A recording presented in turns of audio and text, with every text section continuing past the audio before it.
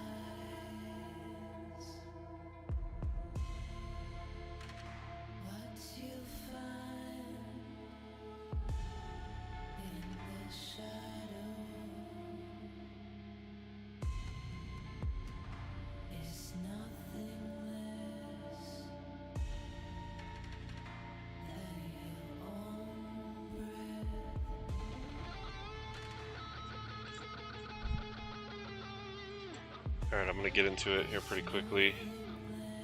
Didn't have a loading screen or BRB or anything tonight. We're just going to jump right in.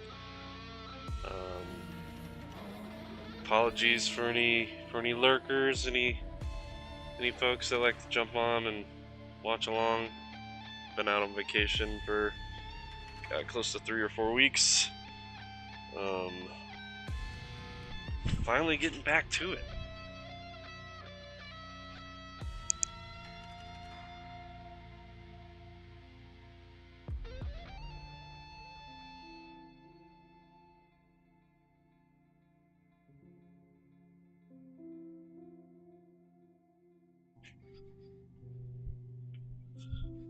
So,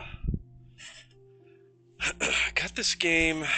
It was free on Epic Games, like, I don't know, a few weeks ago.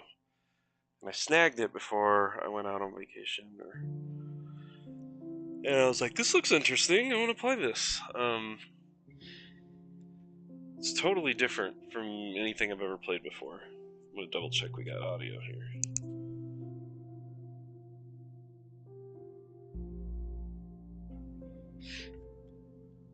So, like I said, it's totally different from anything I've really ever played before. It's almost like reading a book with sort of an interactive element going on.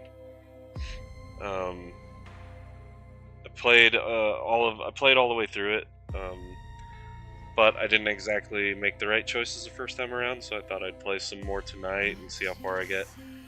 See if I can correct some of the choices I had made before. But so basically, you play as this. It's like an FBI operator, a person that receives and takes calls from agents out in the field, and you try and help them connect the dots, or you do video scans or facial recognition. You run stuff through facial recognition to try and identify suspects, give the guys out in the field like a lead or something to go with to continue their investigation. It's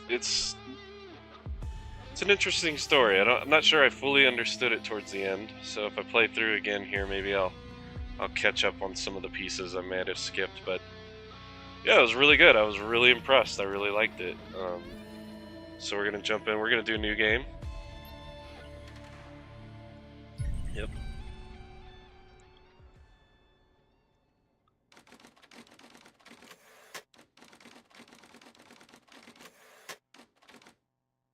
And it's all set in 1992, so it's got sort of a retro vibe to it. You will answer my questions as usual. 1 for yes, 2 for no. Do you understand? Do you believe in extraterrestrial life? Are you currently restrained? Are you married?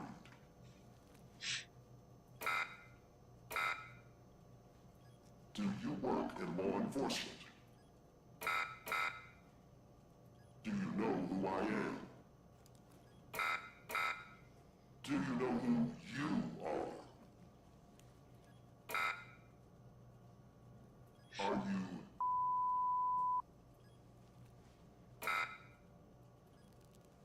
Good. He's ready.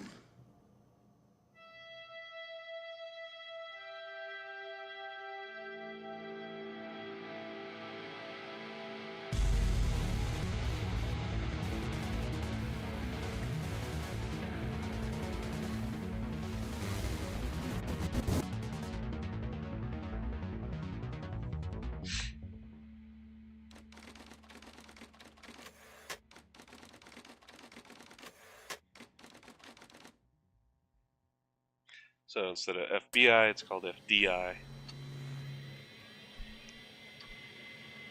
And we're logging in to Moon Macro Systems. We're a new employee, I think, here. Alright, so it's a new employee. We need to enter our info. You just type on the keys and it autofills. You can type whatever. Logs me in.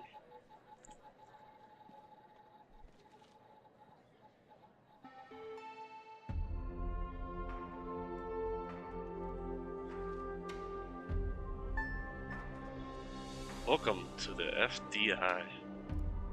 You were assigned the operator program. Please read the following documentation before proceeding. I might need to kill, there we go. I need to close, Discord, I think. I don't want a bunch of interruptions. There we go. Alright, so your program supervisor will contact you with further instructions. We're going to click on the welcome. Welcome to the FDI operator program. This is a secure monitored federal government terminal. All unauthorized access is strictly prohibited and subject to criminal prosecution. Sharing of any information from the terminal is unauthorized. Personnel is forbidden and also subject to criminal prosecution. What is the operator program? The operator program is specifically designed to provide technical support to field agents, henceforth abbreviated as agents, while also ensuring high level of confidentiality. How does it work? Agents call the hotline. The call is dispatched to secretaries who verify the agent's identity, clearance, and level requested. The request is forwarded to the supervisor. Supervisor dispatches the call to an available operator. So basically all this shit is skipped. It goes straight to the operator. Basically, when you're playing, a direct line is established between the agent and the operator. Once the operator fulfills the agent's technical request, the line is closed. For additional information, please contact your supervisor. And then here we go. Alright, so director of the FBI here. Hey, pal. How you holding up? Get all that booze out of you? So last time I did, I'm not following, I'm never going to drink again. That's what you said last time. Well, I'm happy you're here. You and me at the FDI together. It's really great. But I gotta tell you something. When we're on the job, I can't treat you differently than anybody else. You understand, right?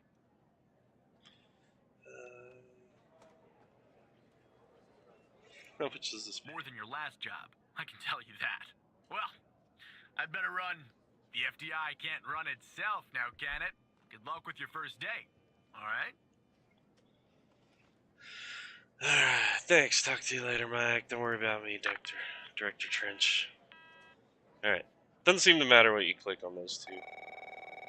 Alright, this is my supervisor, Xavier Skinner. Like the Simpsons, reference there? Good morning, Mr. Tanner. Welcome to the FDI. I assume you're up to speed on your mission here at the operator program? I read the welcome You know document. the basics. Good. So, just to recap, your job is to support our agents by providing them with all the help they need in the field to solve a case. That help can come in the form of fact-checking, video and audio analysis, even lab work. My job as a supervisor is to link the agents with an appropriately matched operator. Any questions? When do I start? Fine, But first, you need to learn how to respond to an agent's request. Let's do a dry run, shall we? I want you to find my age. This objective just popped up at the top left of your screen, beside the applications menu. See it? Whenever you're stuck, or if you need help, simply click on the question mark next to the objective. Go on and click on the question mark, Tanner. So this playthrough, I'm going to try and get through without using the question mark, but we'll see. Yes, just like that. You can always click on the question mark if you get stuck, though I'm hoping this won't happen often. I'm giving you access to the human database. The Human DB, as we call it here. You can find this and other tools to help you solve agent requests in the applications menu. Now go ahead, Operator Tanner. Solve my request. Find my age. When you find the answer, click on the objective and then select the answer on the screen. Search. Alright, we found him. Alright, he's alive. He's male. He's 48. Skin type 1. Brown eyes. 6 foot. 162 pounds. He's born in 43. No scars. He's an FBI operator supervisor. Blah, blah, blah. Alright. So, Skinner's age. So, we're going to go ahead and click the objective and then his age. Ding. Right. Like that, Tanner. I'll let you get settled in. And I'll contact you later with your first real request.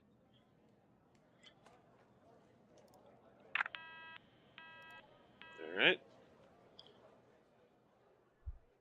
So this gets really, like, deep and dark story. It's really good. It's really short, though. I'll give you that. It's only like a 3-hour playthrough, but it's fun. I like the story. And the gameplay is intriguing.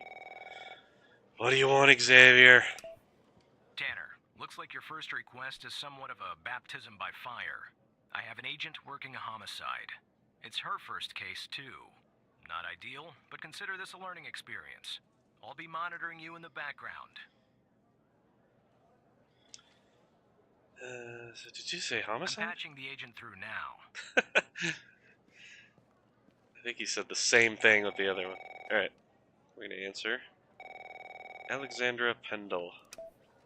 It's Operator Tanner, right? That's right, Agent Pendle. I don't think our paths ever crossed at the academy, did they? Anyway, I got a homicide at a bar downtown called The Sanctuary. Ironic, no? My Vic, dead on arrival, is male, Caucasian, early 60s. He was shot in the head at close range around 2 a.m., just before closing time. As far as evidence, I got some surveillance footage from the bar, and some kind of list that I found on the deceased. Any chance you can work your operator magic and help find me an ID on the shooter? I'll do my best, Agent. Thanks, Operator. Okay, I'm sending over the files. Good luck. Ooh, that's some fast dial-up. Alright, we got our bar file. You can either click it here or click it here on the desktop. Alright, we've got a camera and a names list. Camera video file. Let's go ahead and take a look at this.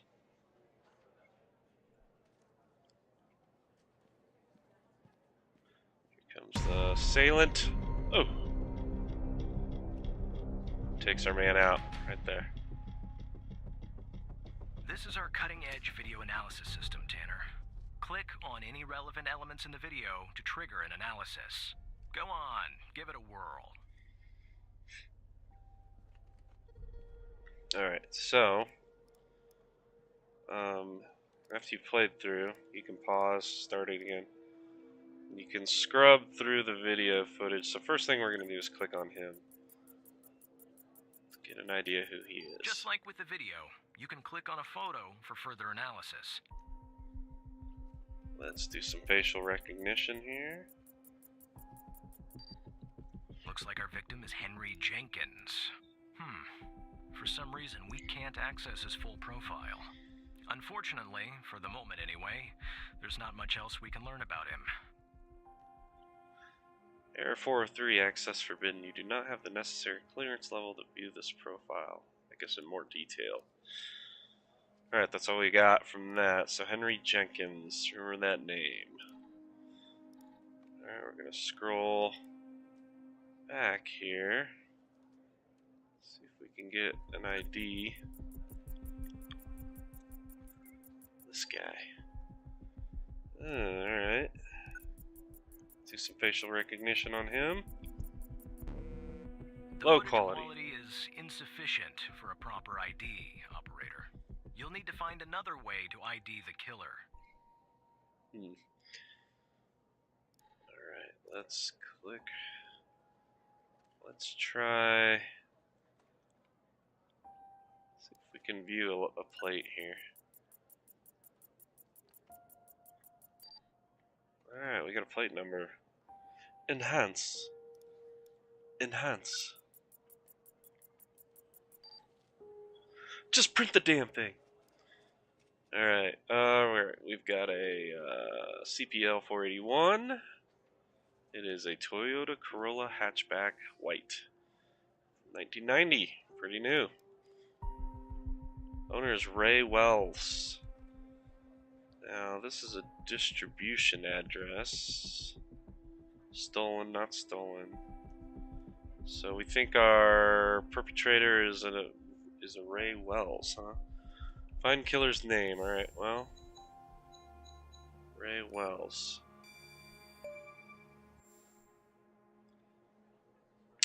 Alright, we're going to tell Alexandra. The car belongs to Ray Wells. Nice. Now we know the perp's name. You got something for Wells' address? Because I'll take it if you do. Find the killer's address. So I don't think that's going to work.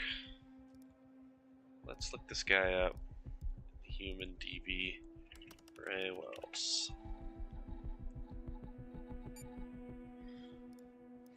Place of birth. 8 Fairview Drive, Maplewood, New Jersey. Ray Small Fingers Wells. Occupation none, both type single. Last known address. Here we go. I think this is what we're looking for. Find killer's address.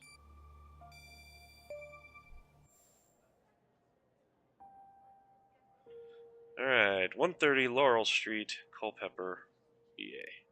Yeah, that'll do. Nice work. Next up is to bring Wells in. I'll keep you updated. Thanks, Operator Tanner. Just doing my job, Agent.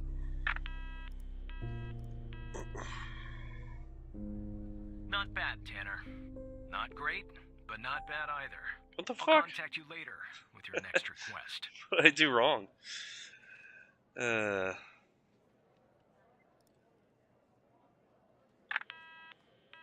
This fucking hangs up on me. Headquarters, Washington. 5:32 p.m. That quitting time? Please consult the latest FDI most wanted list. Reminder, if you discover any information during your shift that might help the FDI, inform your supervisor at once. Alright, I want most wanted list. Alright, Fred Smorsky. Explosives. Wilson Boulder. Looks like a nice chap. Alright, what do you want, Skinner? Tanner, I need you to follow up on an investigation started by a previous operator. I'll let the agent working the case bring you up to speed.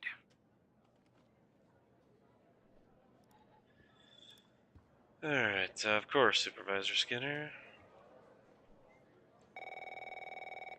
Barry Walker, an agent out in the field. Okay.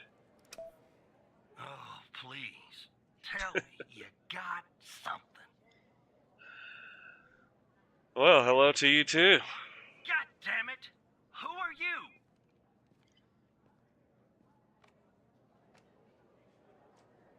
Operator Tanner, at your service.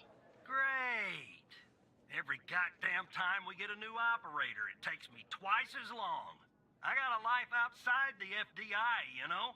Interests, hobbies, full-blooded passions. I don't have time for this. So what can I do to help? I got a missing persons case out here in Dryfield, Nevada. Connie Moore's her name. I canvassed the area, talked to the locals. I can't believe I'm saying this, but Everyone thinks she was abducted by aliens. Dryfield, Nevada, eh? Middle of nowhere, hot as hell, sandy. Calling it a small town would be an insult to small towns. People actually think aliens were involved. Look, I think it's bonkers, too. Another weird thing is, over the past year, 4 people in Dryfield have claimed they've been abducted. And every single time they reappeared somewhere in the middle of the desert out here about a month later. Connie's story's the same. I thought she was missing. She was. Popped back up yesterday. Collected her testimony myself. She had a camera on her. Naturally, I'd like to look at the photos. But to do that, I gotta go through you, an operator. Lucky me, right? Alright, what am I looking for? There's something off about all this. I mean, beyond all the talk of little green men. Just look for something that doesn't add up, okay? Your request is my command, Agent. Here are the files. Alright, find inconsistency. Alright, so we've got a new file, Desert. Testimony, phone wreck, camera. And we'll check out the testimony. Connie Moore testimony, summary. Following Connie Moore's reappearance on 3/5/1992, we recorded her eyewitness testimony concerning her supposed alien abduction. Connie Moore, the victim. Agent Barry Walker, agent in charge of the investigation. Brittany Holt, FBI transcript. Barry Walker, can you tell us more about the day you disappeared? Connie Moore. I was hiking in the desert out by Dryfield. Sometimes I do that to clear my head or to take photos. Photography is a hobby of mine. What? And is this your camera? Yes, it is. What else do you remember about the day in the desert? Well, it's a little blurry, but I wanted to hike around Mount Maury. I remember that it's really beautiful at this time of year. I remember taking 2 photographs. Then I heard this loud noise coming from the sky. I looked up and barely had time to take another photograph. It was just moving so fast, their ship, the UFO. And then I think it landed to the east, so I decided to head over and see if I could see anything else. Maybe get a photo of them. It must have taken me an hour or 45 minutes to go where it landed. Then what? I'm not really sure, to be honest. That's where my mind goes blank. The next thing I know, I'm waking up in some kind of room. I can't move. Was there someone with you in this room? I don't like to think about it, but yes, there were. All around me, the aliens. What did they look like? The room was so bright, it was like looking into the sun. I only saw their silhouettes. Can you describe them the best way you can? They were human, except they weren't. Something was off. They were small. They were too tall. They were too tall and thin. It was disturbing, actually. I couldn't see their faces. I'm glad about that. What do you remember about the room? It was white. I mean, entirely white. Antiseptic. It smelled. Sort of like a hospital. There were no doors, no windows, nothing. Just whiteness. What do you think they wanted with you? I think they wanted to learn about me, to study me. I was so scared I couldn't think straight. They kept asking me questions over and over again. What kind of questions? About my life, my family, my beliefs, everything. I guess that's what they do, study humans. What else do you remember? They had these strange voices, sort of mechanical, and there was a machine they were using on me. It was clamped to my head. I didn't know what it was, but it hurt. Can you tell us anything else, Connie? Not really. Next thing I remember, I'm waking up in the desert outside Dryfield. My head was throbbing. Maybe because they're drugs or mind probes, I don't know. I just wandered around out there. Luckily somebody found me, or might have died from dehydration. Then I guess they called the cops, and the cops called you. End of story. Alright, so that's our testimony. Got a phone report here. Cell phone triangulation report, Connie Moore. So this is what I think is funny. It's 1992, and she's cruising around with a cell phone. And we have all these pings. Phone tower pings and timestamps from the day of Connie's disappearance. February 5th, 1992, and from the day that she reappeared, March 5th, 1992. There were no pings between the time of her disappearance on February 5th to her reappearance on March 5th at 3:27 p.m. Blue icons represent her last ping from 8:45 to 11:56. Green ones represent first ping since her disappearance, 3:27 to 4:01. So she started off, I guess by Dryfield. She walked towards Mount Maury in the morning. This is where I think she saw the UFO, I guess. She started moving this way. Then she reappears, 10 days later or whatever? Way over here. Okay, so that's our triangulation. We've got camera evidence here. So this is just alive. We're gonna go to our photos. Got a picture. 9:19 a.m. February 5th. 9:43 on February 5th. The UFO. February 21st. That's weird. Okay. There's our UFO. Alright. Find inconsistency. Well,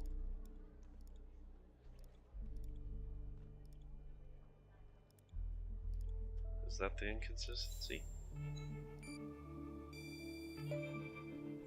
That'd be it. This photo was taken on February 21st, 1992, 16 days after her disappearance. Jackpot.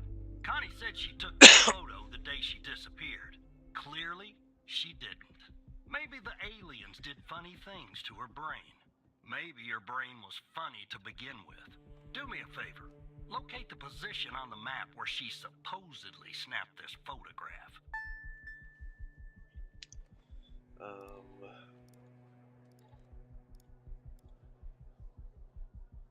That would be here, I think, right? Yep. Right here, Agent Walker. All right. I'll check this spot out.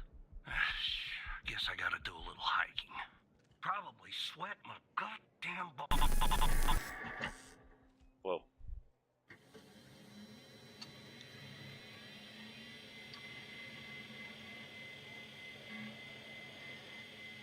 Rebooting.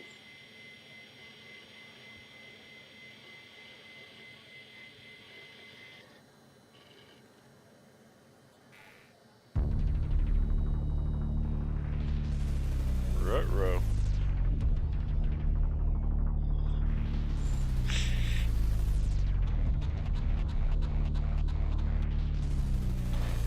Hacked by how?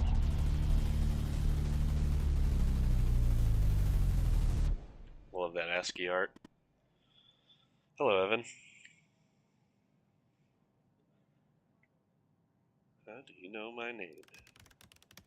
This reminds me of the beginning of The Matrix. I know many things about you, Evan.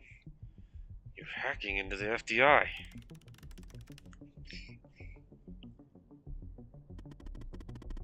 I kind of figured that one out. I wouldn't if I didn't have to, but since you guys aren't really doing your jobs, what are you talking about?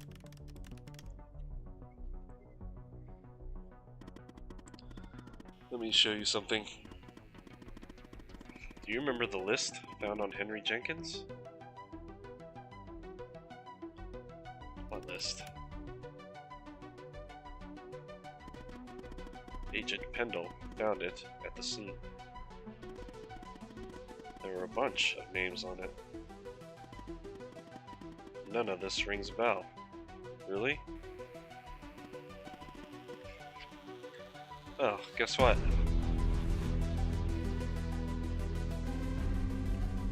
Connie Moore. The abducted woman.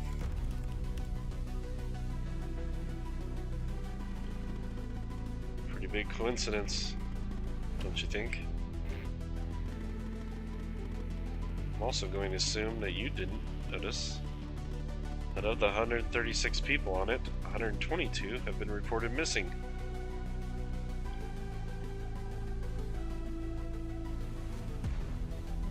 Did you kidnap them, Hal?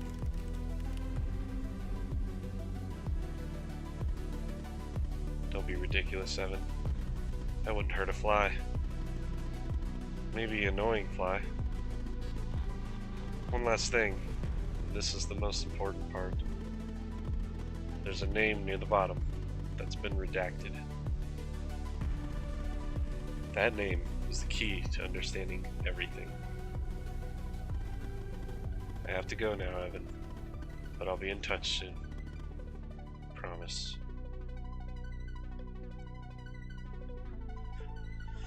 Don't go, tell me more. Alright, I guess we're logging back in. Evan Tanner. Password. I love the loading sounds. That reminds me of old computers. Ugh. What do you want? Operator Tanner, are you there? Agent Walker told me that your connection was suddenly cut. And when I tried to contact you, you were offline. What happened? My computer just crashed. I see. I'll have IT look into that at once. The second shift of operators has arrived. You can go home now, Tanner. See you tomorrow. And don't be late. See you tomorrow, Supervisor Skinner.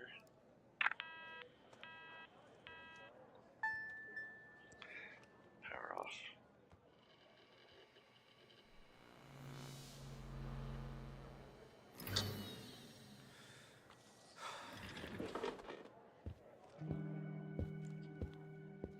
So this is cool. It's sort of an abstract, very blurry, fuzzy view of this guy's walk home. Took the elevators, walking the streets.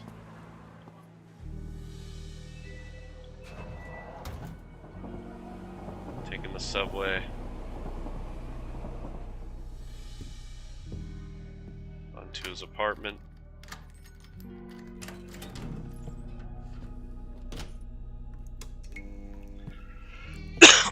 Notice he's got a cat.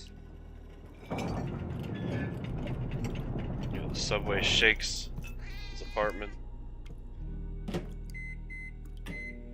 Microwave dinner.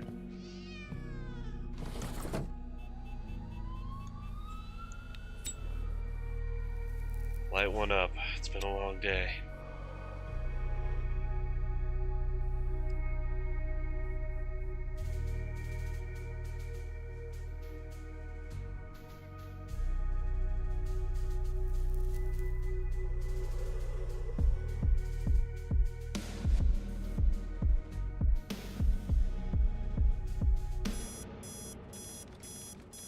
Evan's apartment.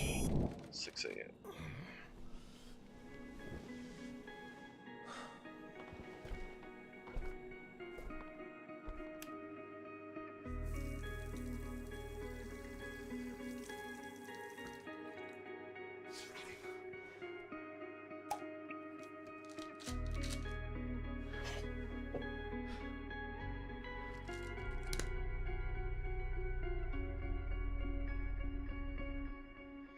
What I like about that, much like a book, it still allows you to use your imagination and imagine what it looks like without giving you too much detail. Just sort of gives you some hints with some sounds and colors. Alright, back at work. Macro Moon Systems. Moon Macro Systems.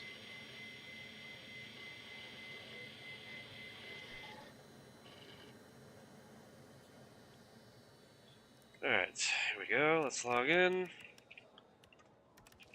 Password.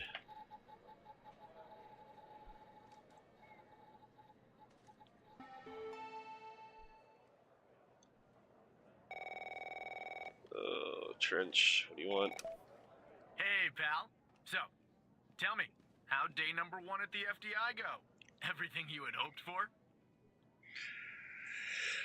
I don't think Supervisor Skinner likes me very much. Yeah, well, I wouldn't worry about him. Xavier doesn't even like his own mother. To be honest, no, I probably shouldn't say anything. You can tell me, Mike. Well, between you and me, we're thinking of making a change at the supervisor position. You know, Evan, if you play your cards right, maybe, just maybe. Ah, sorry, buddy. My phone's ringing off the hook here. I gotta run. But hey, great job.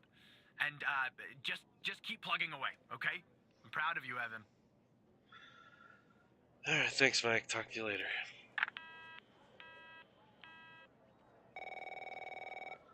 Xavier Skinner. Operator Tanner, Agent Pendle has an update on yesterday's case. I'll patch her through in a moment. But before I do, I wanted to let you know that from this point on, you'll talk to the agents directly. Time to cut the umbilical cord. However, as your supervisor, I'll still be in the background monitoring your activity. Of course, Supervisor Skinner. Alright, Alexandra Pendle. Good morning, Operator Tanner. So you remember Ray Wells, right? Of course I remember. So I checked out the address you gave me, but no sign of Wells. Then I get a call from Vice, and guess what? Wells was found dead in a downtown parking garage early this morning. Shot. Point blank range. Now I'm working 2 homicides, and it's my first week. Welcome to the FDI, Alexandra. Anyway, the garage has cameras, and I got some footage of Wells. That's the good news. The bad news? I don't have all the footage. Sort of weird, but part of it is missing. What part is missing? Well, the most important part. The part where Wells is shot. Anyway, think you could take a look? I'm looking for anything that's different between the first and second half of the surveillance footage. Apart from Wells ending up dead and the blood splatter on the pillar. Sorry for the vivid details. So our perpetrator has now been offed. Alright, parking lot. Let's take a look at this cam footage.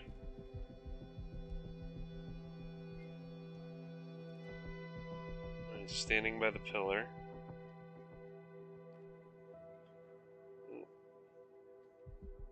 Camera footage cuts.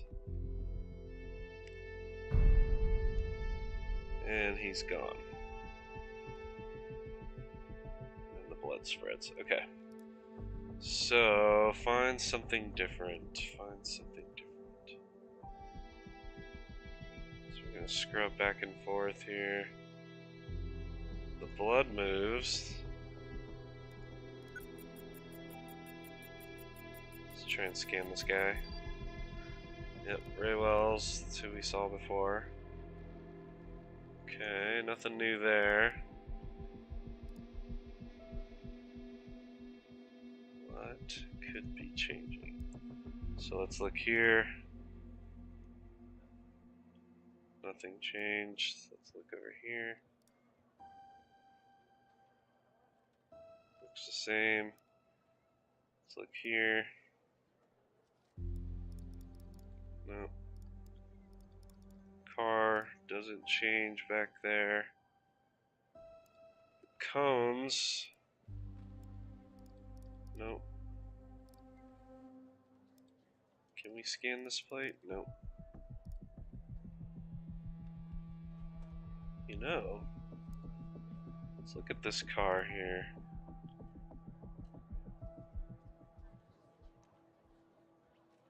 There's a light on here, and then it's gone. That would be it. The light is on at the beginning of the video, but it's off at the end. Alright, let's go ahead.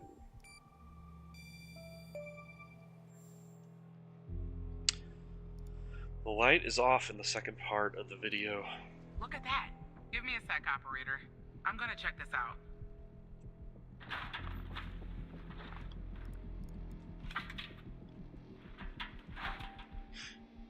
Well. I just found a bullet lodged in the light's framework. I'm sending you a photo. you run an analysis and tell me what kind of bullet I'm looking at?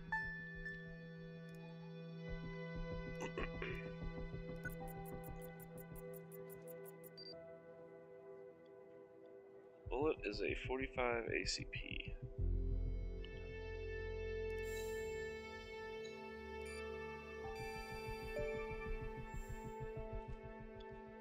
Looks like a 45 caliber round. 45 caliber? I believe that's what the military and police use. Well, that's something anyway. Thanks for your help, operator. Appreciate it. If only we had all of the footage. Anyway, I should get back to the scene. Keep digging and see if you can find anything else about our perp. Find more info on the killer. Oh. Here's Hal hacking in. Hello again, Evan. Oh no, not you. Leave me alone. Hello, Hal. Look, I have a deal to offer you. One that I think you'll find interesting. What do you mean? You see, we share a common goal. You, me, the FDI. You just don't know it yet. So, here's what I'm going to do. I'll help you with the Wells case. But, you have to help me later, when I ask for it. Do we have ourselves a deal? I can't do anything illegal.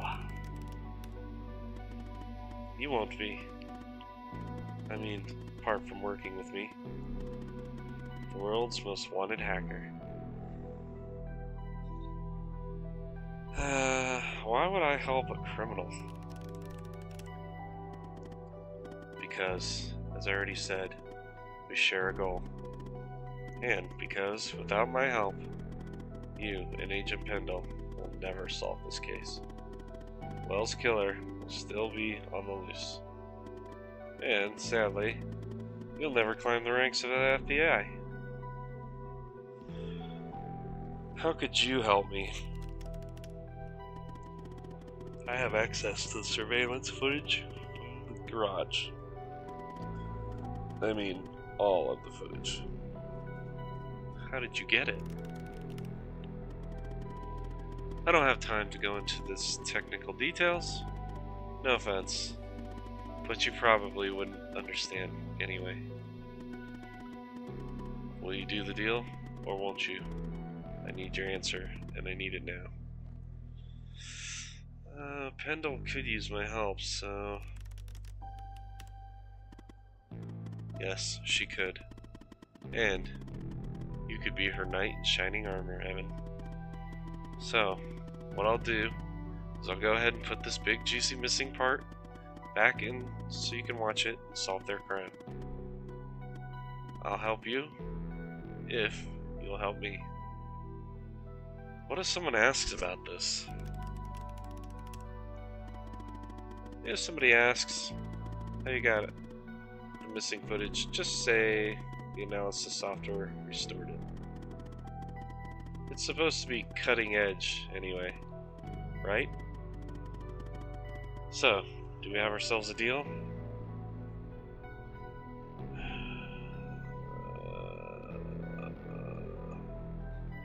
We have a deal, huh? Good. Now give me a few seconds to run my script.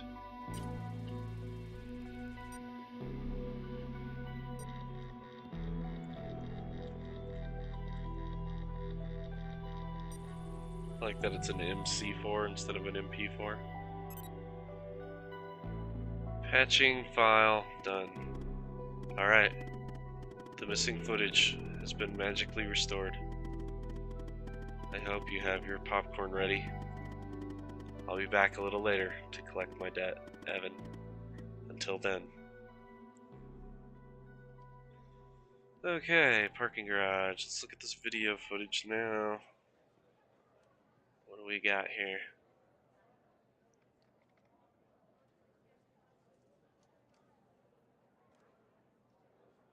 Oh, a car. Ooh.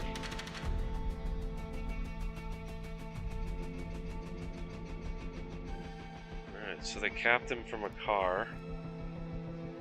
So we find this car. Do some analysis here.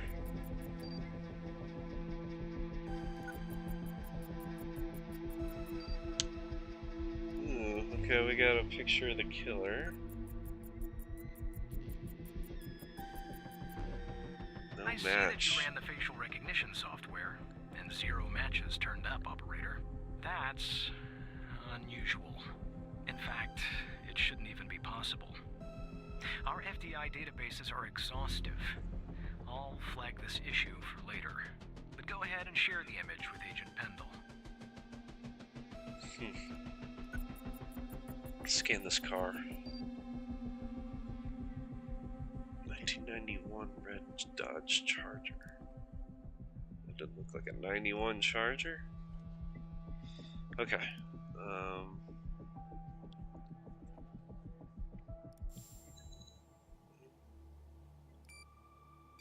That's what she's looking for.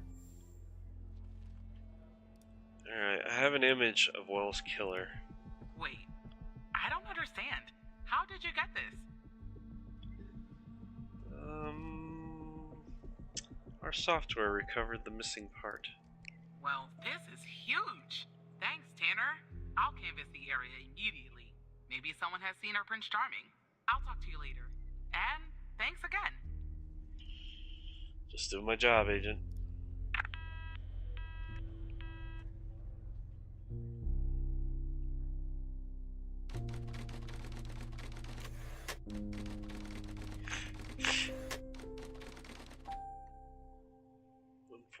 PM.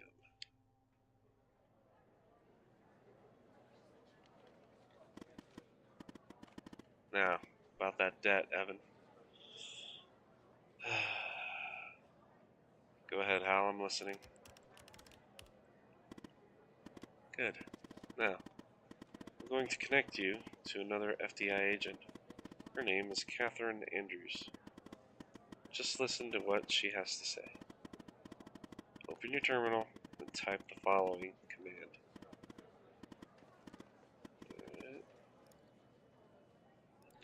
Even though that looks like a terminal, but alright. Call 87 199.98.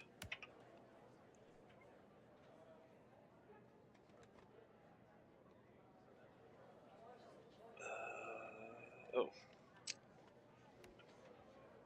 We're going to do -- no secure.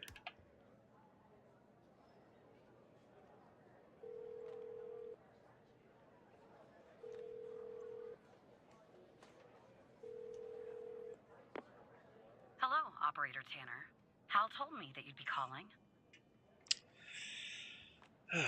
What's this all about? Okay, I'll try to keep this short. About a month ago, I started working on a missing persons case. A woman reported that her husband had been gone for over 48 hours. Almost right away, the case felt different. Red tape all over the place. An unusual lack of cooperation from my superiors and colleagues. Unanswered calls. Suddenly, the FDI felt like the most incompetent department in the country. After an almost endless game of phone tag, I finally managed to get an appointment with a superior. The plan was to sit down and talk about the case first thing Monday morning. That Sunday night, I'm awoken by a phone call. The woman's apartment has burned to the ground. And the woman, what's left of her anyway, has been found dead in the ashes.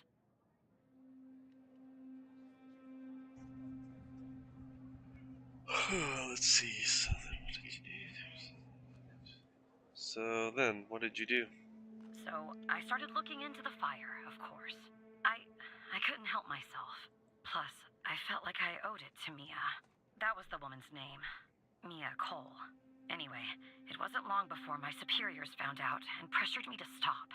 They told me the fire had been ruled accidental, the result of faulty wiring in our oven. They told me I was wasting my time and precious FDI resources by looking into it, and said if I continued, I'd end up pushing papers in a basement somewhere. But that fire, Operator Tanner, that fire was no accident. I can feel it. Mia was murdered. I just have to prove it. That's where I'm hoping you can help me.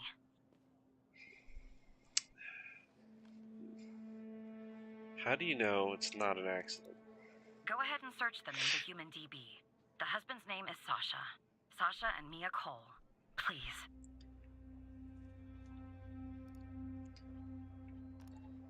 Alright. Sasha Cole. Let's see what we got. Oh, it's all redacted. We do not have necessary clearance level to view this profile. All we got is that it's a male. Alright, let's do Mia Cole. Alright, we got a little info here. Female, 31, type 1, she's dead. I clip around 5'4", 121. But I'm still getting an error, so I don't have clearance level. Just another coincidence, right? Look, I don't know why, but someone doesn't want us looking into Sasha and Mia Cole. But we have to, Operator Tanner. It's our job. Who's going to do it if we don't? Can you help me find proof Mia's fire wasn't an accident? How can we access their case files? You'll take a look then? Oh, thank you. As far as how to access the case files, that's not really my area of expertise. But you can ask Hal. Okay. How can I access the Cole files? Funny. I was just working on this very thing. So, looks like I can't give you direct access to the files. But I found a bug in the chat. You should be able to inject a query that'll get you in. Just type this.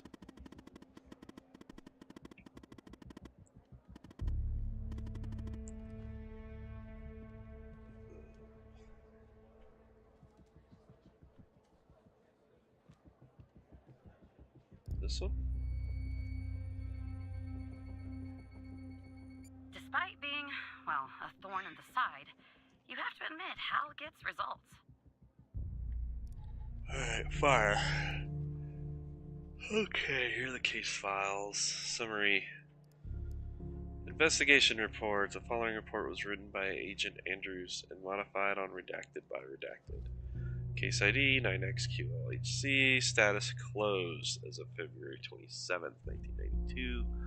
Conclusion: death caused by accidental fire stemming from malfunctioning wiring in victim's oven as of February 27th, 1992. Agent in charge, Catherine Andrews. Notes are redacted. The fire started on February 25th, 1992 around 2 a.m. and was successfully contained by 3:12 a.m. Owing to the duration of the fire, minimal evidence remained at the scene. A single victim, identified as Mia Cole through dental records, tenant information, and wedding ring, was discovered. The autopsy revealed no anomalies attributing the cause of her death to the fire. No other signs of physical trauma were found. No indications of forced entry or struggle were evident in the home, aligning with findings of the victim's autopsy report. The fire team's response team's report, referred to report redacted, concluded that the fire originated from faulty wiring in the oven, a conclusion supported by our investigation. The case closed. Alright, let's look at the ring. Inscription: Sasha and Mia is engraved on the inside. Okay. Wedding picture. No ID on Sasha. There's Mia.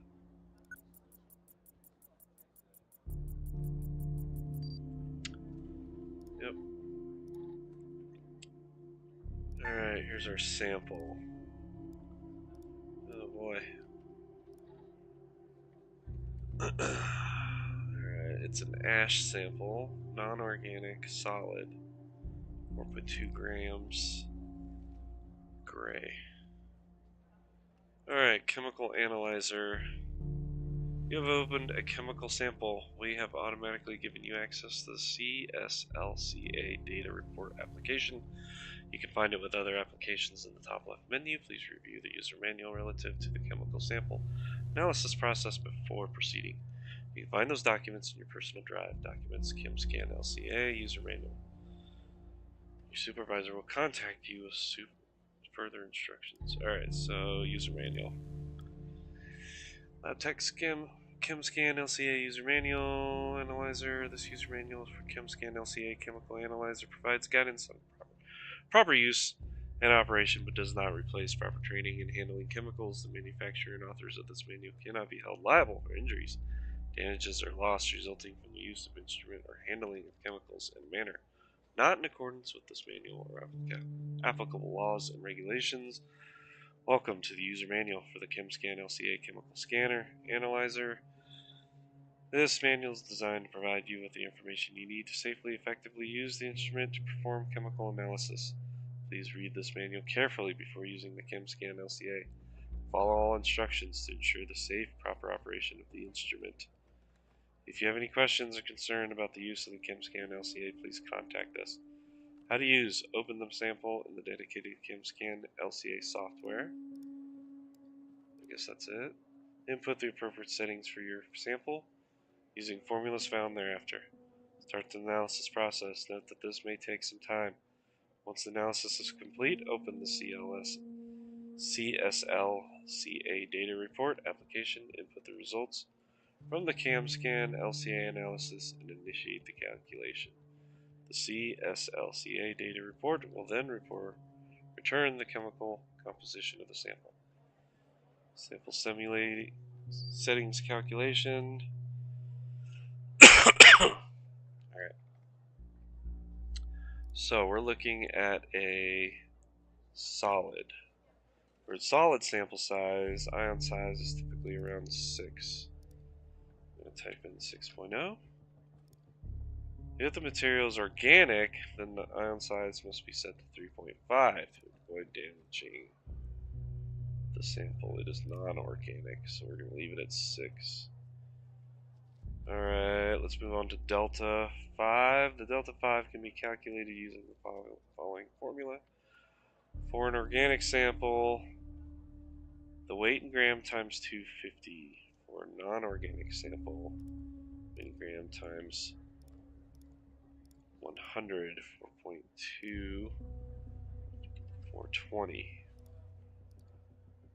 Threshold.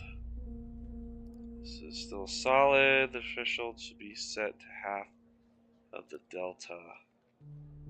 210? Yeah. Alright. Matrix size. The default value of the matrix size is 5. If you're using an older version of the ChemScan LCA version 1.03 or lower, you must set the matrix size to 4. It is 1.04, so I think we're good with 5. Start.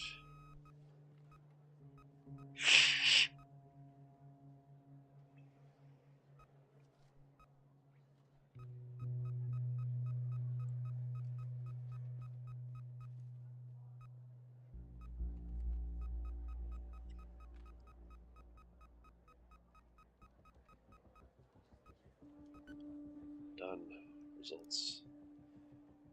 Okay, how to read the results. The ChemScan LCA will give, as a result of the analysis, a frequency response curve and additional sample characteristics such as pH, radioactivity, etc. Those values are going to be used by the CSLCA data report.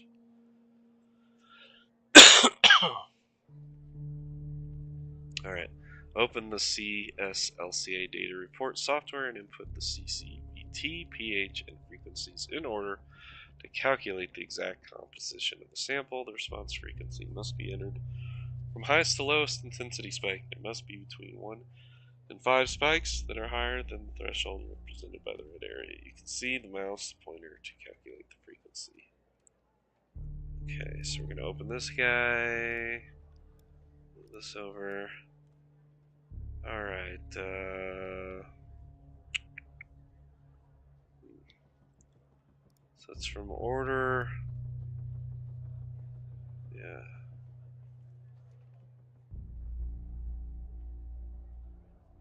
From highest to to lowest. Damn it. Can't read this. Alright. What's the pH? 6.5? I don't see CCVT. Oh, 901. Alright. 9.24. 2.52. 1.57. 10.56. Alright, let's hope this is right.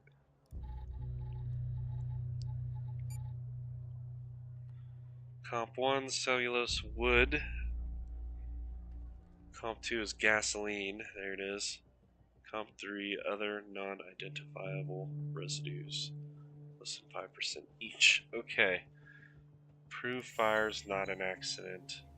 Gasoline, baby.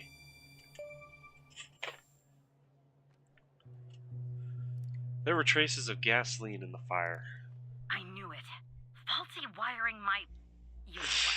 This was no accident. Someone started this fire and killed Mia. But why? What are you going to do now? Maybe I'll end up at a desk in a dark basement somewhere, but I'm going to keep digging into this. It matters to me. Why is it so important? I grew to know her. Mia, I mean. With our line of work, you try not to get emotionally involved. That's what they teach you at the academy anyway. Almost from the start. And usually, I can turn the switch off. I learned to do that. Feel nothing. But with Mia, I just never could. She wanted to be a singer, she told me. That was her dream. And I'm not exactly an expert, but she did have a good voice. Really. She was just a decent person. Wanted to find her music husband. I found something else out too. Thought she disappeared. She was 3 months pregnant. The thought of raising that child on her own after everything that happened brought on. Then one day, she and the baby were suddenly gone. Someone killed them, Operator Tanner. Someone killed Mia and her baby. Are you still there? I don't know what happened. Oh. Anyway, thanks, Operator. Because of you, I finally have proof. Knowing Hal, well, as much as someone can know Hal, I have a feeling this won't be the last time you and me work together.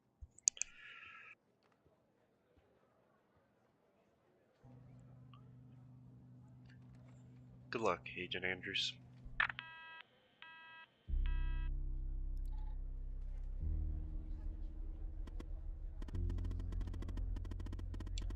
So, you found evidence proving the fire wasn't an accident. Well done, Evan. Maybe there's hope for you yet. The way the FDI has handled the Cole case, it's strange, don't you think?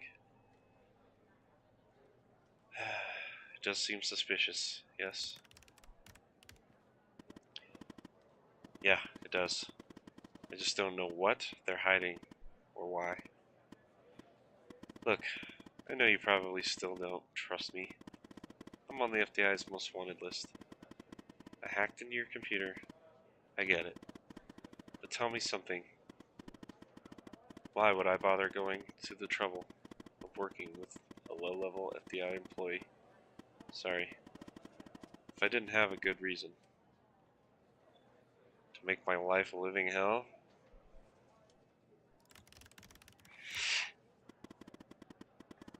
as enjoyable as it may be, no, Evan, that's not why I'm doing this.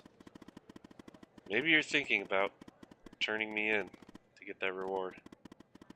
But it's too late. You're in too deep. Director Trench is calling me. Be careful. Operator Tanner, can I have a word? Of course. Sure, Mike. What's this about?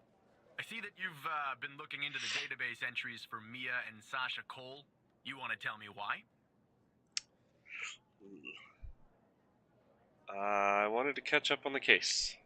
I see. In the future, I want you to avoid anything related to Sasha and Mia Cole. It's a closed case. A total waste of your time. And if by chance something else pops up concerning the Coles, and this is very important, you come to me right away. Understood? What's the big deal about them anyway? Oh, there's no deal, Evan. It's just highly confidential. Classified. And way above your pay grade. I'm sure you understand. Sure, whatever you say, Mike. I'll talk to you later. I know that was probably difficult lying to your friend, but you did the right thing, Evan. As a reward, I'll tell you something about myself. Something that only 2 other people know. The reason I have so much access to the FBI, I used to work there. You were in the FBI? I can't tell you more for the moment, but yes, I was. As improbable as that seems. What do I do now, Hal? For now, nothing. I'll be in touch later, Evan. Goodbye, Hal.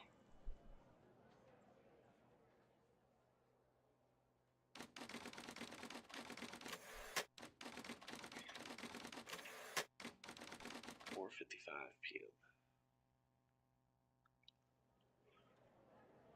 Just staring at my screen. Spacing out. Oh! Barry Walker. Oh, what do you need? So who the hell am I talking to this time? This is still Operator Tanner. The same operator Tanner from before? Yes, Agent Walker. Good. You haven't been fired. I was afraid I'd have to explain this goddamn case all over again. I went back to where Connie said she took the photo in the desert. You remember, right? Where she said this, flying saucer supposedly landed. I didn't find a flying saucer or any aliens breathing their last wheezy breaths or anything like that. But I did find something else. The desert heat? I found that too, Tanner. But no, that's not what I meant. I found stones.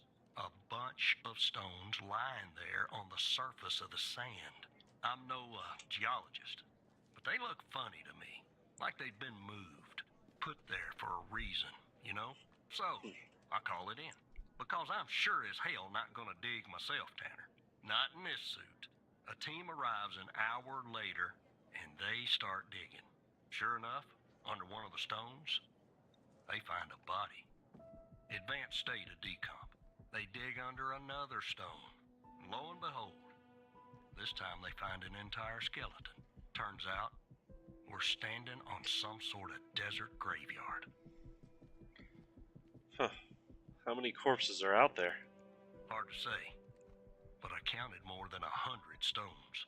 If they're all grave markers, well, I'll let you do the math. They found a body and a skeleton? Yeah, messed up, right? And judging by the size of the skeleton, it belonged to someone young, Tanner. Real young. Look, I won't beat around the bush. The medical examiner has finished a preliminary report on the skeleton, and they found what they believe is a photo of the victim in the sand, buried there by the bones. Never seen that before. Any chance you can take a look at all this and get me an ID, Tanner? Consider it done, Agent. Let me send you the files. Well, it's taken a while. Hard to access the satellite out here in Roswell. Dryfield. Okay. Looks like it went through. About goddamn time. Alright, identify the body. Alright, let's take a look here. Autopsy report. The skeleton appears to be female. estimated at 9 years of age. Starting the examination now. Initial observations show well-preserved and intact bones. No visible signs of trauma or damage. The subject is missing her left incisor. The rest of the dentition looks good. No decay or disease is present.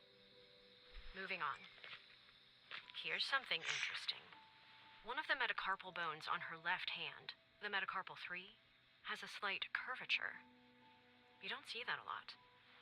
So, to summarize, the subject appears to have been a female, approximately 9 years of age, with a missing left incisor tooth and a slight curvature in the metacarpal 3 in her left hand. Based on the level of decomposition, the body appears to have been buried for approximately 6 to 8 months. Further testing and analysis is needed to determine the cause of death.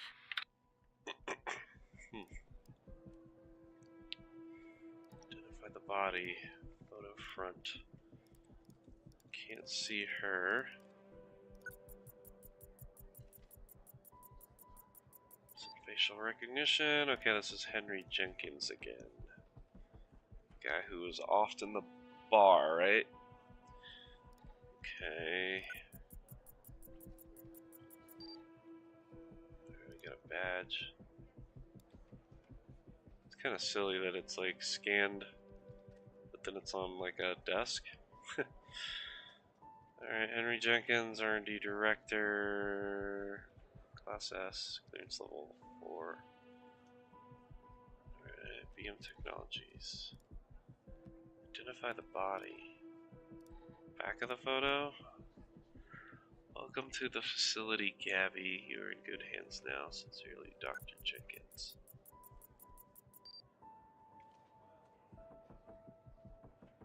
Gabby. Gabby.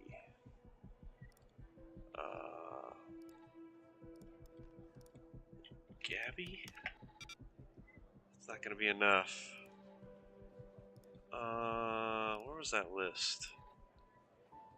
Name list. Gabby. Gabby Bruce.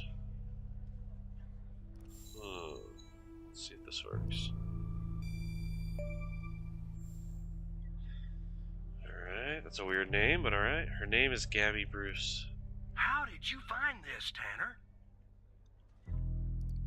Her name's on a list from another case, like Connie. Just when you think this case can't get any weirder, that's exactly what it does. But I need concrete proof it's her. Got anything else in your bag of tricks? Oh, there's another Gabby. Gabby Mills.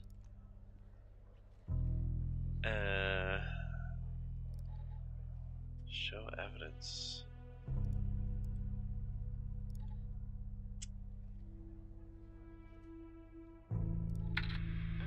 The skeleton appears. Something about curvature. Okay. Let's try this again. What was her name? Gabby Mills?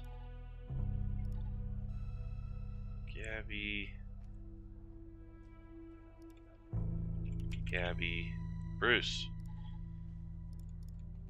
Gabby Bruce.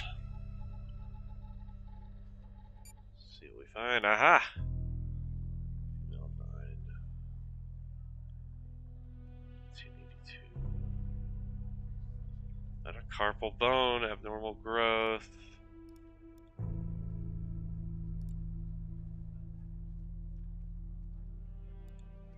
Yeah, metacarpal. Okay. That's gotta be it.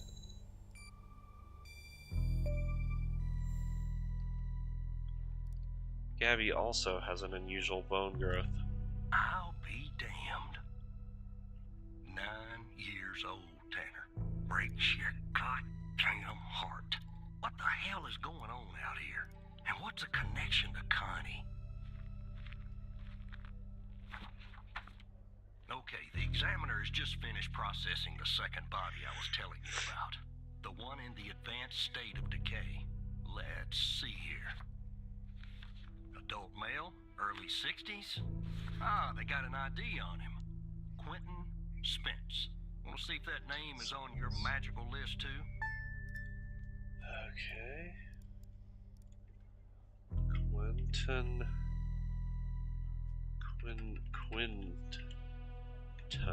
Spence.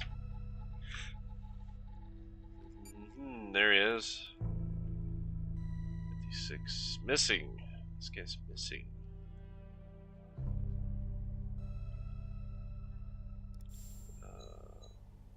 Find Quentin Spence on the list? On the list. Quinton. There he is. Striked out. Yeah, he's right here. So there's definitely a link. I see some of the names have been crossed out. Can you figure out what that business means? Well, it means they're missing, right?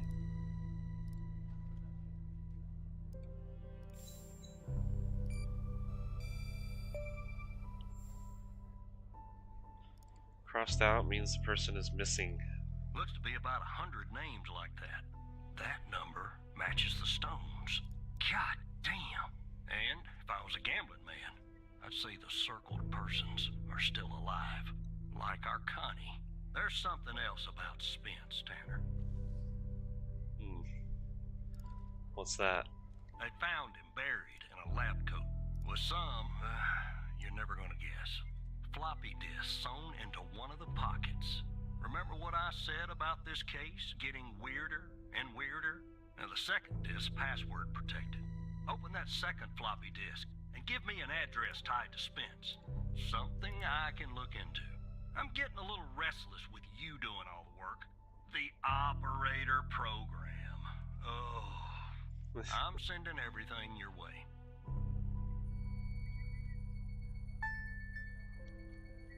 Open the second floppy disk. There you go. Okay, so we've got autopsy report, badge, floppy disk 1, floppy disk 2, images. There's Quentin's badge.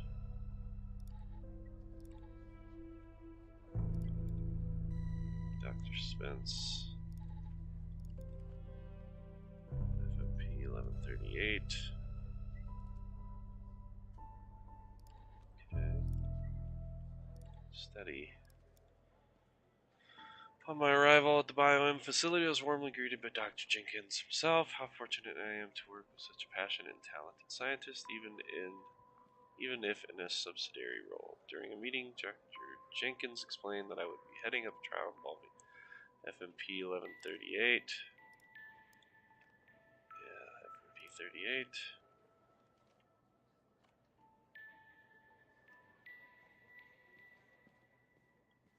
A key component of his research project. Although he did not disclose much, I have the impression that the project is shrouded in secrecy. It appears to be of great importance. Trials, which are scheduled to commence in a few days, once I am well versed with the subjects and the procedures, are in place. Dr. Isles, the facility director. Isles. No, we need a full name.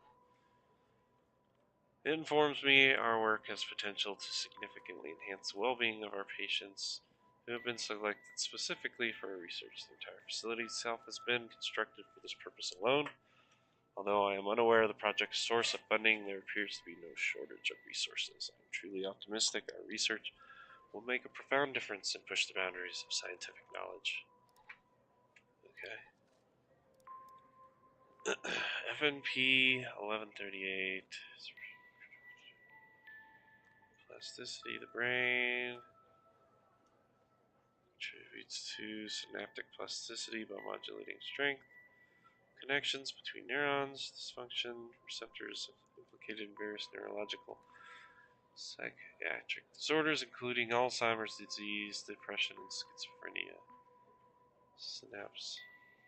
representation of the AMPA receptor. Alright.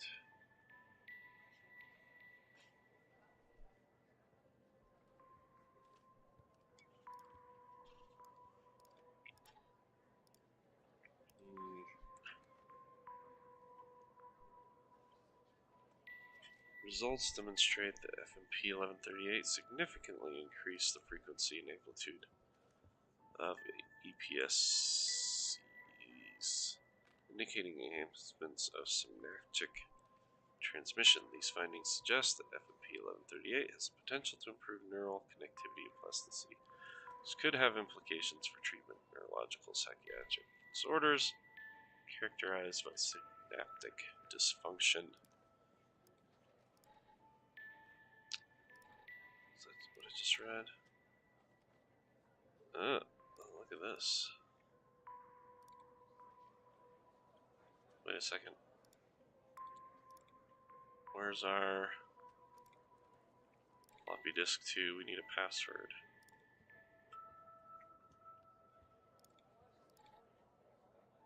Key is on the left, lock is on the right. Key, lock right. Eh? Files. To unlock the files, use 105 Endian. Look at that. 105 Endian. Heyo, we're in. My confession. If you're reading this, it means I'm no longer living, that I've been buried in the dry-filled desert like the other subjects.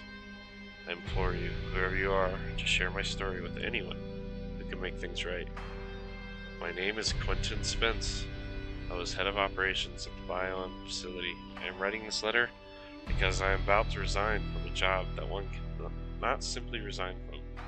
As per protocol, I will most likely be sent to the desert burial site with all my belongings. I deserve this punishment. I am sick, so sick of everything that we have done supposedly in the name of science. If you have found me, then I am assuming you have found the others too. Every person buried here in the sand is a Project Eve test subject. Eve was led by Dr. Henry Jenkins. I am not trying to shift the blame onto him. I bear my share of responsibility in this matter. While our intentions were noble, at least in the beginning, I now see that we went too far, and I am ready and willing to face whatever punishment awaits me in the next world. You have found this document, but perhaps the contents of my lab coat pocket remain undiscovered. Perhaps they could not crack the password necessary to open the floppy disk. Maybe they assume the floppy disk contains only my research papers. Regardless, what truly matters now is you. You have the power to stop this. Find the next step.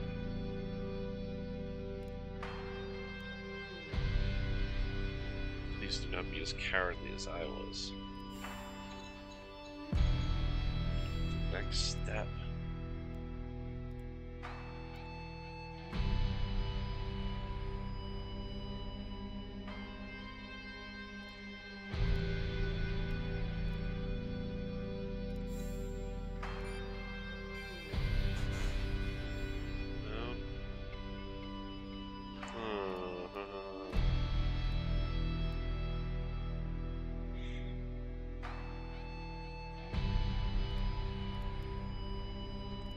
Look at all these things. Autopsy report of a male, approximately late 50s, early 60s. Initial observations show no sign of trauma or blunt force injury, similar to the first remains found. The decedent appears to be wearing some kind of lab coat. Starting the external examination now. Excellent dentition. The decedent is wearing some kind of badge. Let me put this to the side. Abdomen seems healthy, with no signs of trauma or injuries. The lab coat seems to contain a hidden pocket. There's something inside. It's sewn shut. I'll open this with my scalpel. There. There appear to be 2 floppy disks inside the pocket. Strange. my estimate, the body has been buried for approximately 2 to 3 months, based on the level of decomposition. At this point, the cause of death is uncertain. Further testing and analysis is needed, including toxicology reports, before I can provide a conclusive determination.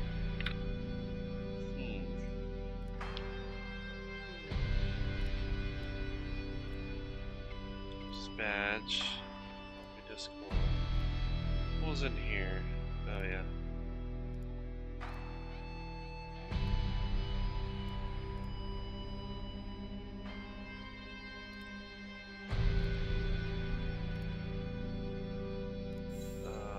Here?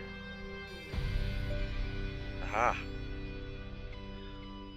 Spence worked at the BioM facility. It's here. I'll let it go to your operator head, but that was actually somewhat impressive, Tanner. The address you sent, it's not far from here. I'll check it out first thing in the morning. Tonight, I think I'll help the team exhume the rest of these bodies. Screw the suit.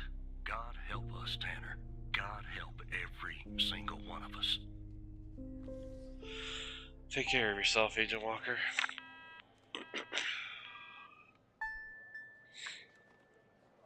Power off.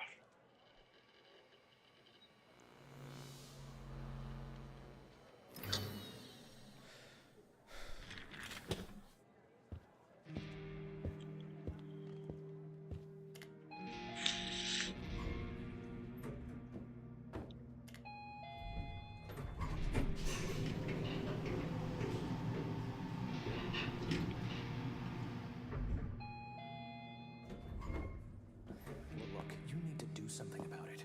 He's poking around, asking too many questions. He's going to expose us all if you don't rein him in. Yes, his shift is over. Yes. All right. Yeah, fine. We'll talk later. Bye. Skinner. You son of a bitch.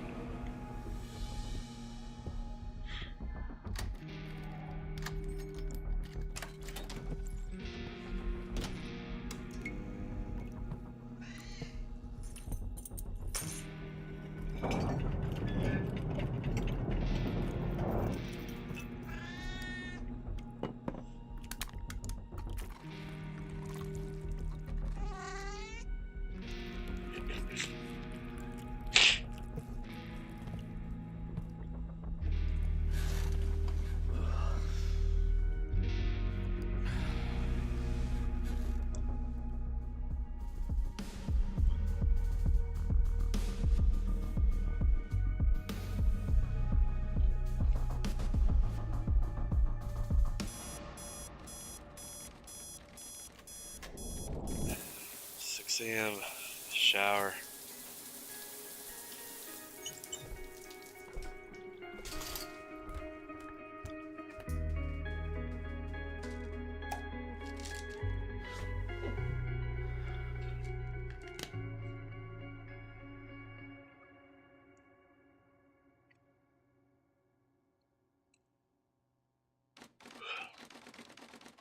FDI headquarters, Washington, D.C.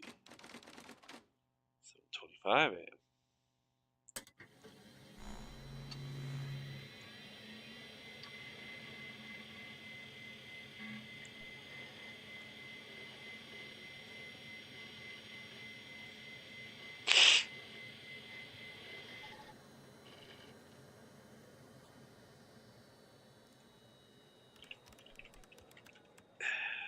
Tanner password. Would it work out? PASSWORD! Exclamation mark.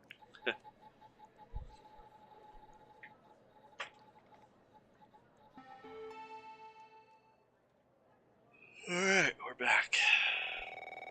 Oh, Mike Trench, what do you need? What do you want? What do you need? What do you want? What do you need? Good morning, Evan. Director Trench, good morning. Look, about yesterday, This business with the coal files. Sorry if I came down on you a little hard, buddy. It's just that I know you have what it takes to rise in this place, Evan. Become a supervisor. Hell, maybe even replace me one day. But I can't protect you if you start poking around in the wrong places. Okay? Feeling a little stressed, I take it? Yeah. Yeah, I guess I am. It's this job. It can be a real killer. Well, I better get back to it. You have a good one. All right? Again, I can't tell you how happy I am to have you here at the operator program, Evan. That way, I can keep a close eye on you, can't I? Let's grab a beer later this week, all right? Once everything calms down in the madhouse. Beer sounds really good.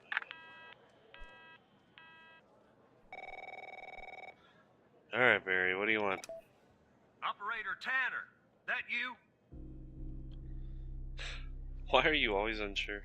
Tanner, did you give that address out to anybody? No, of course not. Well, somebody beat me to the facility, Tanner. Wait, what happened?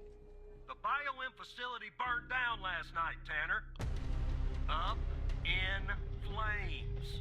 And if you didn't give the address out, someone else did. Looks like we got ourselves a mole goddamn operator program. What do we do now? Well, the investigative team came before me and logged the remaining evidence back at the department. But I can't access it directly. I'll have to go through the operator program. Heaven on earth, Tanner. Heaven on earth. From what I can tell, there should be some security footage there that should shed some light on what happened here. Hopefully, it won't be too hard to prove this was arson. Prove it was arson. Alright, facility file. One video.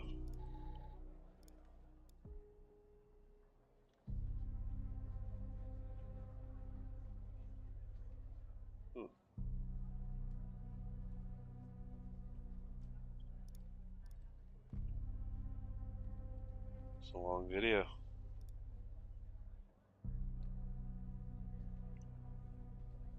Back and forth, back and forth.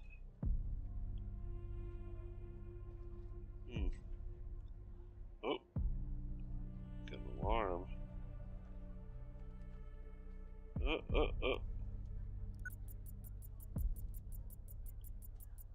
do we have here? Aha!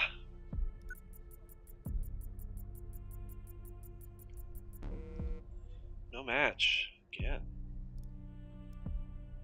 Oh.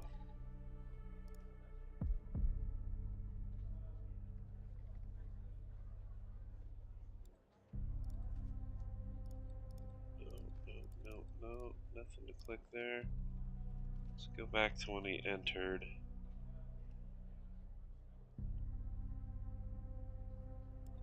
What's this?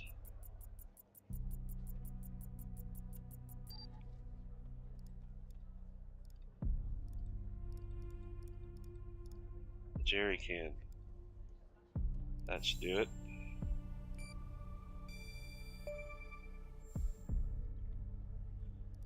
A man entered with gasoline.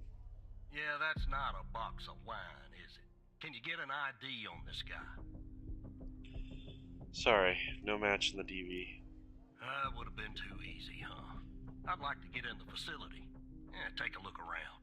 Good Lord willing, the roof won't collapse on me. But I need a code for the door. You see where I'm going with this, Tanner? How'd the first responders get in? Yeah, that's fishy, isn't it? So fishy, it goddamn stinks. Unfortunately, I don't have access That's to funny. the team members. But from what I can tell, the order came from higher up. Alright, I'll find the code for you, Agent. Alright, let's see here. Oh.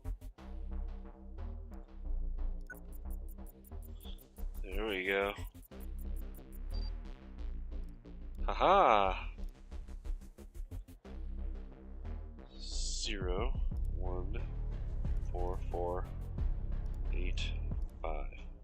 Let me see if this works.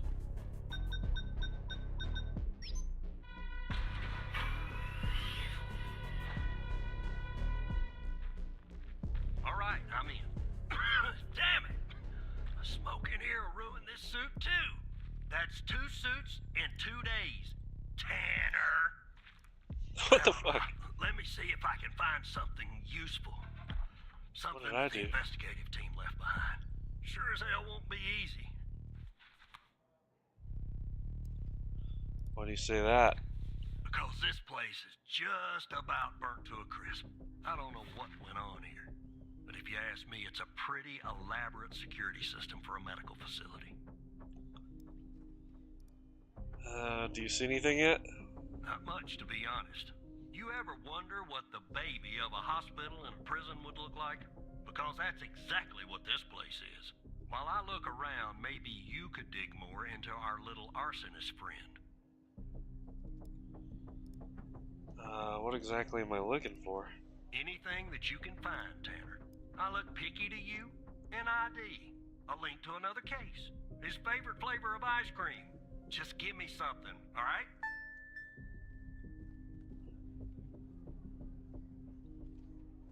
ID link to another case.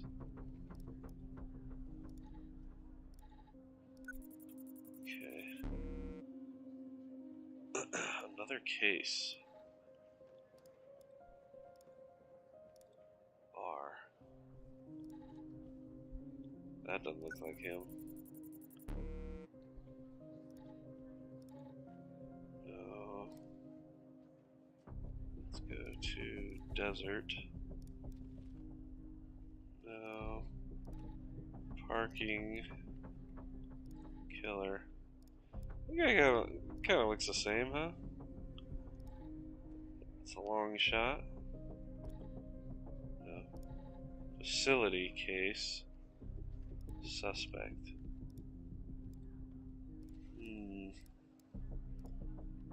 Kind of baldish. Looks similar. He's got a collar and a suit. That could be it. Heyo! He's also a suspect in a shooting. Charming fellow. Who's the lead on the other investigation? Agent Alexandra Pendle. Ouch. Tough draw for the rook. Hold on. Looks like I found something. What the?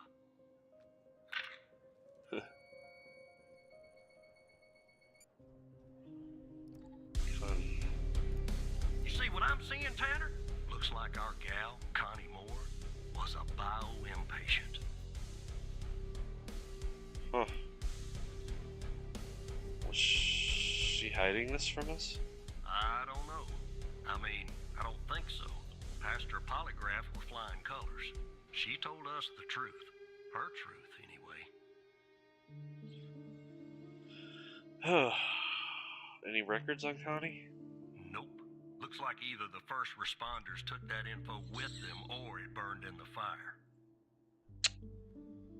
Need me for something else? Contact Skinner to update Pendle on her parking garage killer. I'm sure she'll be thrilled. I'll keep looking around here. The world's biggest ashtray. Tell me if you find out anything new about our pyro head, Tanner. And I'll contact you if I come across something on my charred end over here. Be careful, Agent.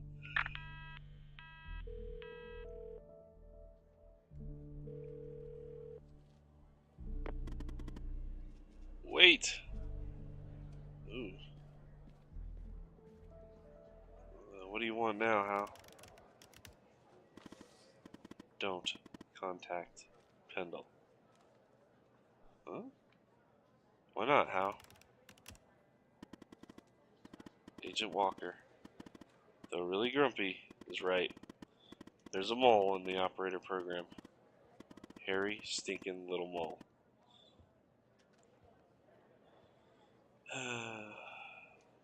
Who do you think it is? I don't know. But I have a plan to find out. plan that will expose our mole and bring out the ghost. A 2-for-1 house special. The ghost? Who is that?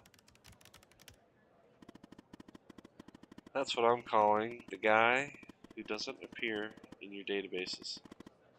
Good name, don't you think? He murdered Wells and set fire to the BioM facility.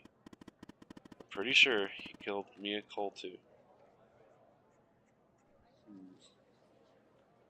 Can I know the plan, Hal? Well, since you and I now are basically best buds, why not? So Walker told you that a team came and logged evidence from the facility. It's now at the FBI, but some of it's been concealed. I can see that from here, just like the name on Jenkins' list. The evidence room is behind a closed network that unfortunately I can't hack into. So, what's the solution? If we can sneak into the evidence room and access its computer, we can make the hidden evidence visible again. It's a good plan. And if we share that information, it will catch the attention of our mole and trigger him, or her, to contact the ghost. That's phase 1. What's phase 2? Phase 2 is setting the trap for the ghost with Agents Pendle and Walker. But, I'll talk more about that later. By we, you actually mean...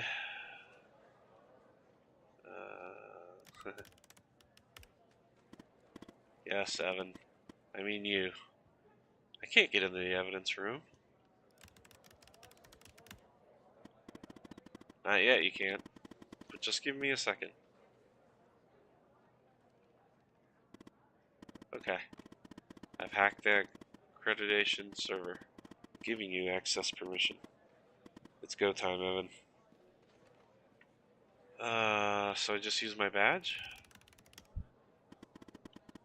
You just use your badge. Now, chop chop, Evan. Things I do for you, it's better be worth it.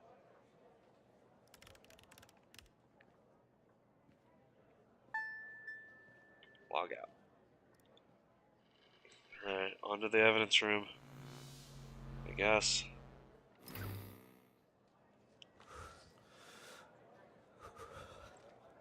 Nobody will know. Who's gonna know? Nobody's gonna know. How would they know?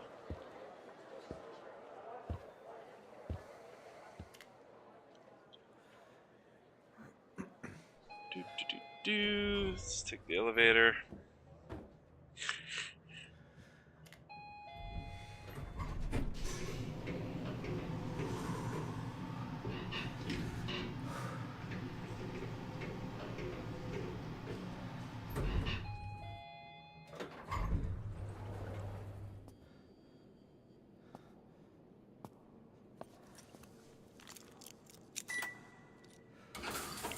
I'm in.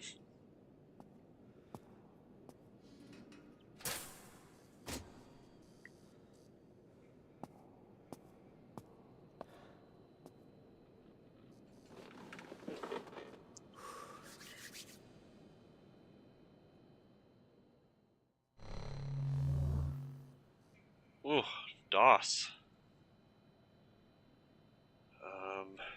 H. Is it you?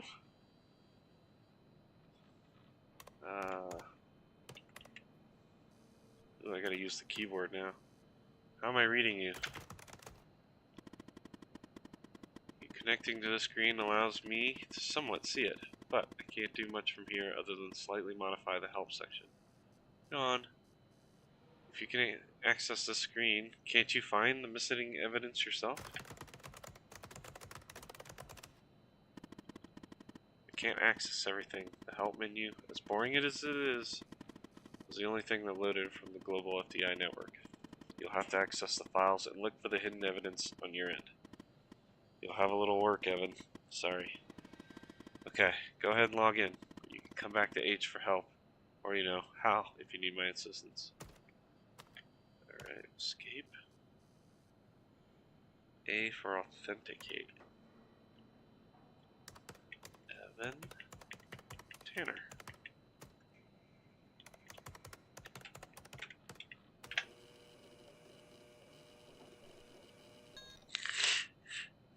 Authentication succeeded. Escape.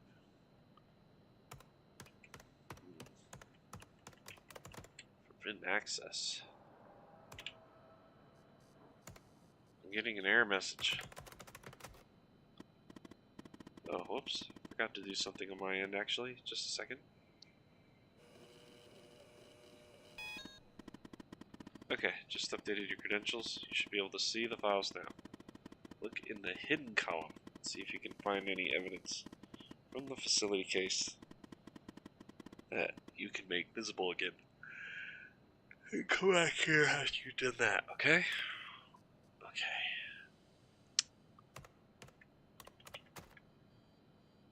Hidden. False. False. False. Let's try this one. False, false, false. Is that the same? No, it changed. Walker. False, false, false. False, false, false, false, false, false, false. Am I looking at the right part?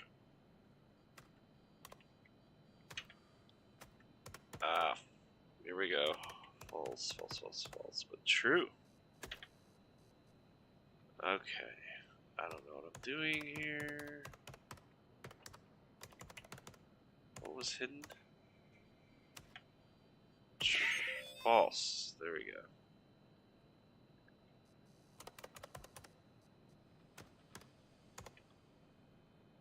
Set evidence of visible history. Okay. Storage unit was changed. Okay, nothing to do there. The evidence is visible again. I just had an idea. The list on Henry Jenkins. Don't you think it's time we finally discover the name that's been redacted? I mean, it's sort of driving me crazy. Find the appropriate case file and see if you can revert it to the uncensored version. Then come back here. You know, H for how.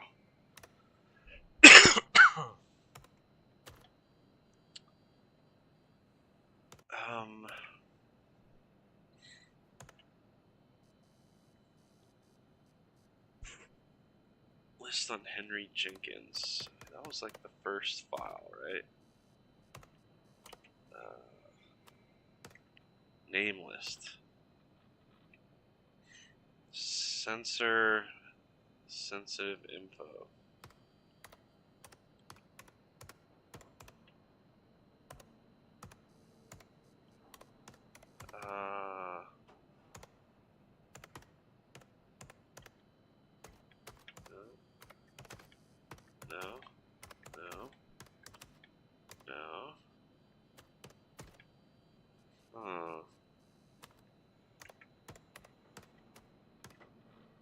Evidence registration was changed.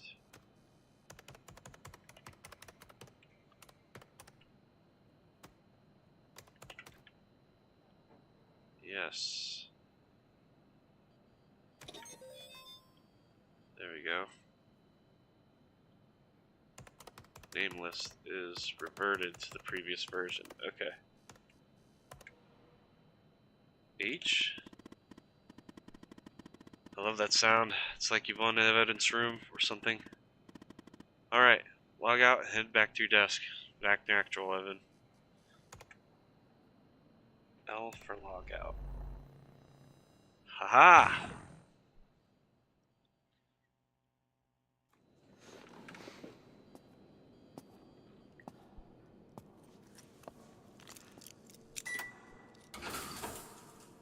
Just act natural. Do. Nothing to see here. Just coming back from the evidence room. No big deal.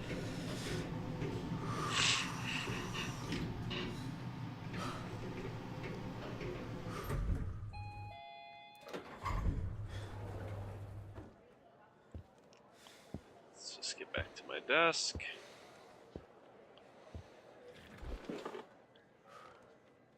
Alright. Made it. Let's log in.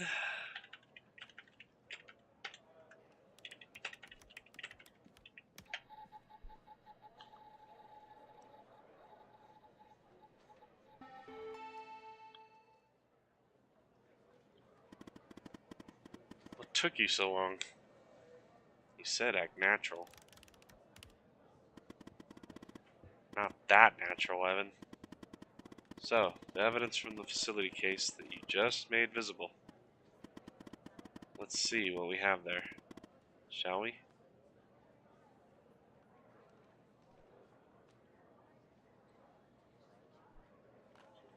Alright, facility case.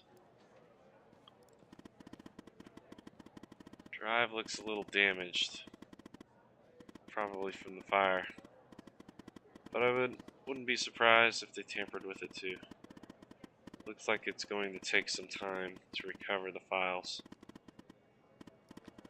In the meantime, check out Jenkins' list. See what names they redacted. I'm kind of nervous. Alright, let's go to this first file, name list. Alright, here we go. Sasha Cole. Ooh, the husband.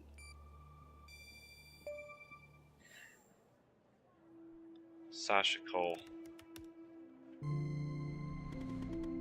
Sasha Cole? Mia's husband? And his name is circled. That means... It means what, Hal? If what Agent Walker said about the circled names is true, then Sasha Cole is still alive. Does he know about Mia and the baby? I hope not. Anyway, the hard drive has recovered some of its files. That's fortunate. Look, there's a file for Sasha Cole and Connie Moore. Both are password protected. Let's focus on Connie's folder first. See if you can find a way in. Sorry, Evan. You're gonna have to work a little more. Well, let's read. Please stop first. From itbmttechnologies.com to Jenkins. Security risk. Sir, we have noticed that your user ID badge password. We've noticed that you used your badge ID as your password. We recognize the convenience of this, but in the interest of preventing security breaches, we strongly encourage you to adopt another. Even though your password has more than 4 characters, it is still not secure enough. At your earliest convenience, please choose a new password. Thank you for your attention to this matter. To Jenkins, huh? Where do we see a badge for Jenkins?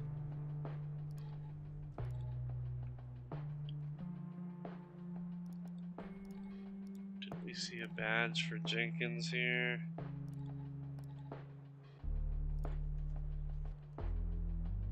Badge. Henry Jenkins. Alright. Connie Moore. This badge number 4036636 510. Heyo. What was Jenkins' badge number? Older people and their passwords. Anyway, nice work.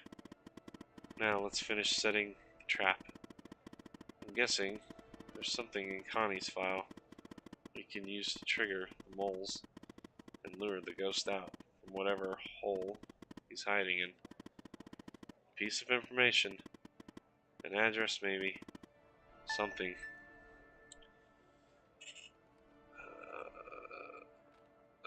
Let's read here. Top secret, Biomedica Technologies, Project Eve. Connie Moore. Connie was spotted by disposal team near DFBD site around 11:35 a.m. Apprehended around 11:50 a.m. She will be used as subject for Mark 6 prototype. Should arrive from the lab tomorrow. Seed abduction and interrogation by extraterrestrials. So that's where she gets the story. Remove memory of encountering burial site on her hike. Okay. Her memory of the events leading up to this moment. Other recent claims of alien abduction in Dryfield, subject to inherent belief and interest in supernatural. Okay. New Mark 6 samples arrived. We'll keep the dosage same as Mark 5 with 3 milligrams session for 1 or 2 sessions per day, depending on subject's reactions. After the first session, notice the same side effects as usual. Fever is 30% higher than Mark 5 average, but that was expected. Subject seems very receptive, but given a high fever, only 1 session was undertaken. Fever increased by yet another 10%, only 1 session. Fever is starting to decrease. 48 hours after first injection, matches previous observations. Mark 5 will aim for 2 sessions tomorrow. 10th, 2 sessions. Fever is stable, although still a bit high compared to Mark 5. On the 11th, fever decreased a bit, but will probably remain around the same level until the end. Subject is confused. 2 days ahead of schedule compared to Mark 5. The 12th, started phase 2. The 16th, subject seems very active. Phase 2 is over. Phase 3 is ready to begin, probably tomorrow. We'll need photographic fakes as soon as possible. Waiting for identical weather conditions. On the 17th, phase 3 begins. We'll focus on DFBD objective until we have the photography. The 20th, subject's perception of the DFBD site is already modified. Rain finally stopped, most likely able to produce photographic fake tomorrow. The 21st, finally have photographic efforts. Original photographs have been replaced by ersats.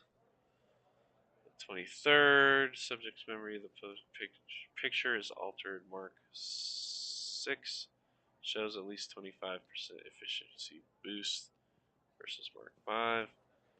Objectives are attached to anchors ready for phase 4. Confusion stop, phase 4 begins. First, control sessions are fine, some hesitations, but since anchors are strongly aligned with objectives, appear to be working. Third, phase 4 is over. Objectives are now deeply rooted. Final injection this morning. Subject is sedated and remains until fever stops. The 5th, fever stop, sedation stopped. Subject will be released into the desert this afternoon. Conclusions. Mark 6 is very promising. 30% more efficiency overall, but 40% more fever, which is going to be a problem for the most fragile subjects. We will keep Mark 5 as a standard for now, aiming for Mark 7 to address the issues with fever.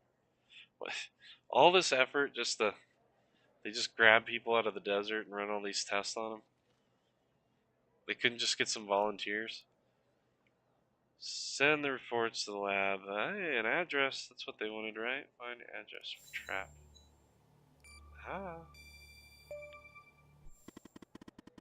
What in the world were they doing to Connie? But the address is perfect, Evan. The messed up things Jenkins was doing, I'm sure they want to keep this lab a secret. What's in this file?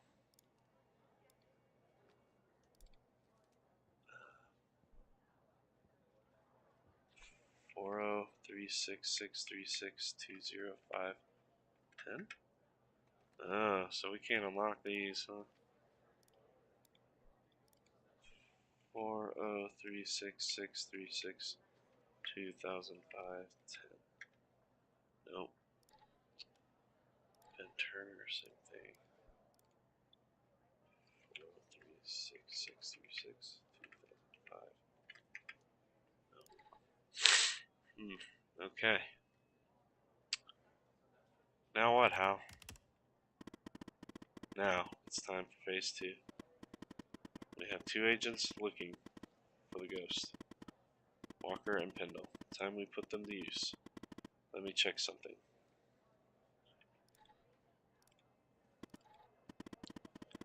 Okay, Agent Pendle is closer to the lab. Contact her and send the address. Whoever's monitoring communications between the agent and operators will see it.